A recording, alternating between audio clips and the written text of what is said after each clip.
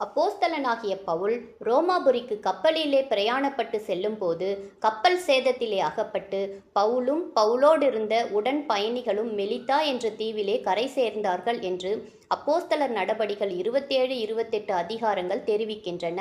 இந்த தீவின் தலைவன் பெயர் பிபிலியு என்று வேதவசனம் தெரிவிக்கிறது. இந்த தீவிலே பிபிலியனுடைய தகப்பனுடைய வியாதியையும் மற்றும் அநேக வியாதிக்காரருடைய வியாதியையும் பவுலின் கையினால் குணமாக்கப்பட்டார்கள் என்று வேதம் தெரிவிக்கிறது. இந்த மெலிதா தீவில் நடந்த சம்பவம் உண்மையா? இந்த மெலிதா தீவிற்கு ஆதாரம் உண்டா? இன்றைக்கு இந்த தீவு மால்டா என்று அழைக்கப்படுகிறது.